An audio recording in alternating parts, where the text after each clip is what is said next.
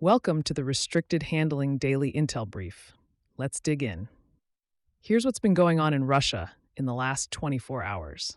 President Volodymyr Zelensky met UK Prime Minister Keir Starmer, French President Emmanuel Macron, and German Chancellor Friedrich Merz on Sunday, June 7th. And the message was pretty clear. If Washington is busy elsewhere, Europe is not just going to stand in the hallway holding the coats. The US-led mediation track has stalled, Russia is still demanding territory, and Washington's attention has shifted heavily toward the Iran war. So Kiev is pushing Europe closer to the negotiating table. The E3, Britain, France, and Germany, are not saying they will replace the US. That would be a big swing. But they are saying Europe needs a real role in any settlement, because the outcome of this war will shape the continent's security for decades. That is the top-line strategic development. This is no longer just about helping Ukraine survive. Europe is now trying to shape the rules of any endgame. The emerging European position has 5 core pieces. First, an immediate and complete ceasefire. Second, negotiations that begin from the current line of contact. Third, legally binding security guarantees for Ukraine. Fourth, frozen Russian assets staying locked up until Russia compensates Ukraine. And fifth, any deal has to protect broader European security interests. That matters because Moscow still wants Ukraine to abandon Donetsk and Luhansk. Kiev is saying absolutely not. Zelensky has signaled that a freeze along current lines could be the quickest way to begin talks, but he is not accepting that as a territorial surrender. That is a needle he is trying to thread. Stop the killing, move into diplomacy, and do not hand Putin a victory wrapped in legal paper. And then we got the Roman Abramovich cameo, which is about as strange as geopolitics gets. Zelensky confirmed that Abramovich, the sanctioned Russian billionaire and former Chelsea owner, came to Kiev and offered to carry a private message to Putin. Zelensky said he told him Ukraine would not leave Donbass and would not give Russia victory. The message was simple: you are fighting on our territory, and we are not walking away from it. It's a back channel, yes, but not a soft one. Putin, meanwhile, is publicly rejecting the opening. At the St. Petersburg International Economic Forum, he dismissed Zelensky's open letter and said there was no point meeting while Russian forces continue fighting. He tried to project strength on the economy and the war, but the optics were rough. Ukrainian drones hit the St. Petersburg area during the forum, and thick black smoke was visible over the city. That is not exactly the investment brochure you want when you are telling everyone the economy is stable and the sanctions are totally fine. Nothing to see here. Please enjoy the dancing grannies and the big display booths. The economic piece is important. Russia is not collapsing. Let's not get carried away. But the pressure is real. Reports from the forum and the wider Russian economy point to stagnation in many sectors. High interest rates, small business strain, and a war machine consuming huge amounts of money and manpower. Putin can still put on a polished show. The Kremlin has been doing stagecraft since the Soviet days. But Ukraine is making the cost of the war more visible inside Russia, and that changes the political atmosphere around the conflict. That brings us to Ukraine's deep strike campaign.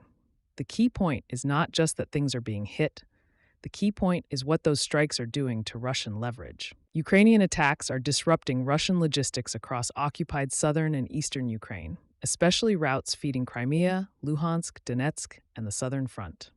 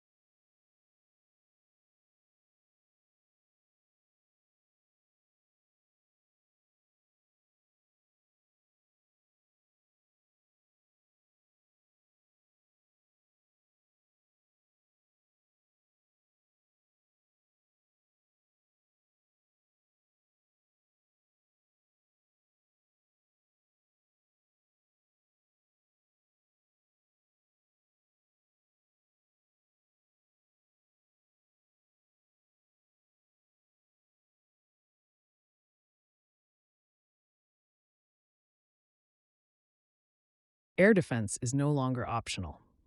On the battlefield, keep this brief. Russia is still pressing, but not breaking through. Russian forces continued operations around Sumy, northern Kharkiv, Kupiansk, Kostiantynivka, Zaporizhzhia, and Kherson area positions, but the reporting showed no major confirmed advances on June 7th. The more interesting part is adaptation. Russian units are using tunnels, gas pipelines, foliage, and small infiltration groups to get around Ukrainian defenses. They are also experimenting with unmanned ground systems, including a Russian courier vehicle reportedly fitted with a North Korean 107mm rocket launcher near Vovchansk. It is ugly, improvised, and very much the future of war garage band warming up in the basement. Finally, inside Russia, the domestic security environment is tightening. CI reported police in Novosibirsk twice detained a man and pressured him to sign a Ministry of Defense contract. The Modi is using active servicemen on live video links from the front to recruit students into drone roles. Mediazona and BBC Russian have verified more than 225,000 Russian fighters killed in Ukraine, including more than 19,000 mobilized soldiers. Legal experts estimate more than 1,500 post-invasion cases tied to treason, espionage, or cooperation with a foreign state, with at least 1,006 guilty verdicts. Russian security services are also publicizing enforcement actions across online casino finance, migrant document networks, alleged Ukrainian-linked telecom fraud, and occupied territory policing. That tells us something. The Kremlin is fighting a war abroad, managing pressure at home, defending more airspace, recruiting harder, and trying to keep the information space from getting too spicy. Ukraine and Europe are now testing whether all of that pressure can be converted into real diplomatic leverage. Thanks for listening and helping build this community. If you'd like to support the show, leaving a comment or sharing the episode helps more people find it. And if you want to continue the conversation, we publish a daily intel brief on Substack at restrictedhandling.substack.com with deeper analysis on Russia, China, Iran, the Middle East, and the DPRK. Have a great day.